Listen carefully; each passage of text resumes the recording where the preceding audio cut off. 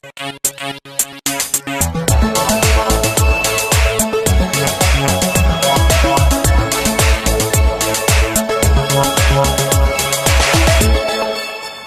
my name is Sandeep, a developer advocate on the Google Cloud Platform.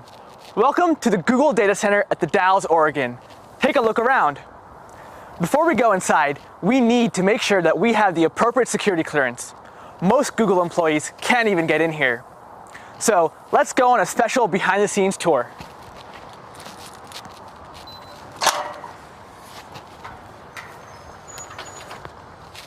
I'm here with Noah from the Site Reliability Engineering team. Noah, can you tell us a little bit more about the SRE role at Google? Yeah, SREs write and maintain the software systems designed to keep our services running. So what happens if one of these systems goes down? We've designed our systems from the ground up to be able to handle any unexpected failures that might occur.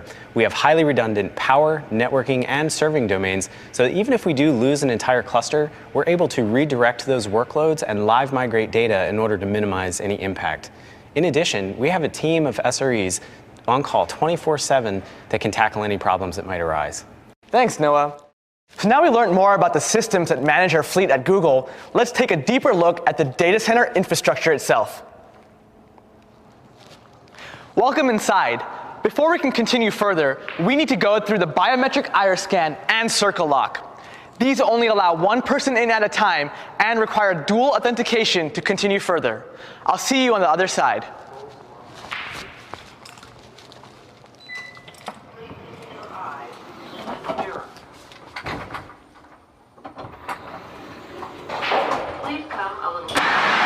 Welcome to the data center floor. As you can tell, we have a lot of servers, and this is a single cluster in a single floor in a single building. Managing all of these servers on a global scale is quite a challenge.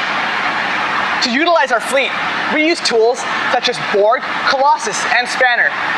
You may be familiar with similar tools such as Kubernetes, Google Cloud Storage, and BigQuery.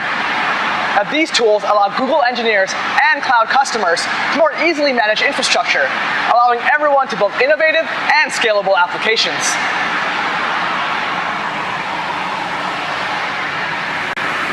Here at Google, a lot of our infrastructure is custom-made. This gives us the flexibility and performance we need to run all of our services at scale. Oh, hey, it's Virginia, one of our network engineers. Hey, Sandy. Virginia, what are you working on today? Today I'm working with hardware ops to expand this data center network to deploy additional machines in this building. Our fleet is constantly growing to support new capacity for Google products and our cloud customers.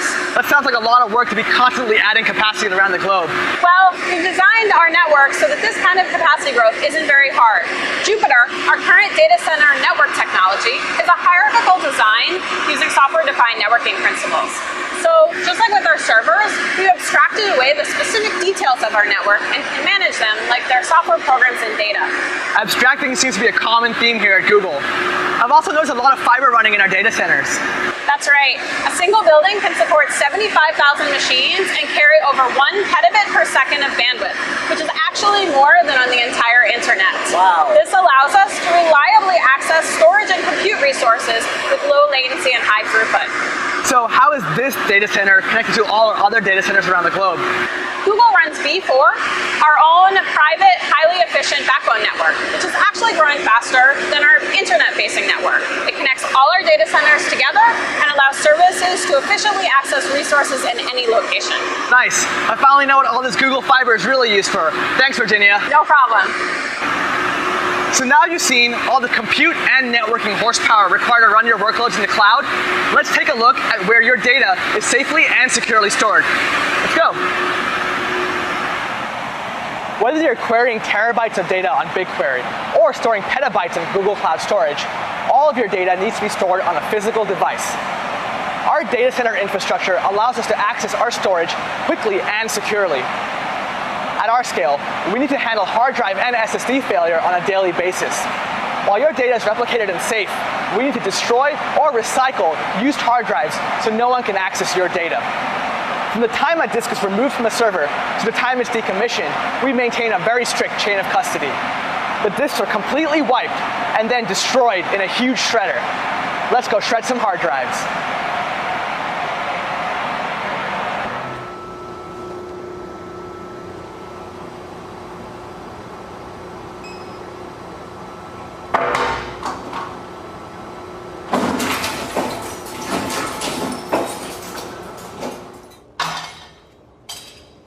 We've looked at a lot of the hardware that runs in our data centers, but it doesn't end there. We need to cool and power our infrastructure in an environmentally sustainable and reliable way. Let's take a look at how we cool our servers. Welcome to the mechanical equipment room. Looks pretty cool, doesn't it? Oh, hey, it's Brian, one of our data center facilities technicians. Hey, Brian. Brian, can you tell us a little bit more about this room? Sure, well, this is a cooling plant for one of the data centers that we have on site. So a lot of heat is generated on the server floor, and that all has to be removed, and that starts right here in the cooling plant. So it's basically two loops. We have the condenser water loop, and we have the process water loop. The process water loop are these blue and red pipes over here. So they take the heat off the server floor, and they transfer it to these heat exchangers here.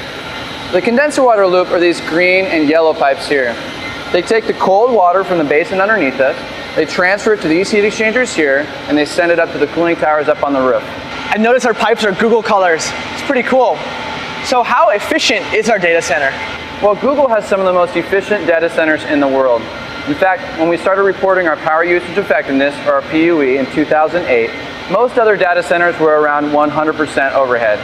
At that point in time, Google was 20% overhead, but since then, we reduced it to just 12%. And that even includes our cafeterias.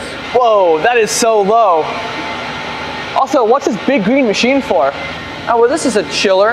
We very rarely use them, but it helps keep the process water temperature in the desired temperature range when it gets really hot outside, basically helping the cooling tower do its job. In some of our newer data centers, they have no chillers at all. I love how our new data centers are even more efficient. By the way, can we go up and take a look at a cooling tower? Sure, let's go. Wow, what a view up here. So Sandeep, this is a cooling tower. It uses evaporation to rapidly cool the water from the condenser loop and sends it back down to the basin. You could say we're making actual clouds with the cloud. Clouds making actual clouds. Welcome to Google.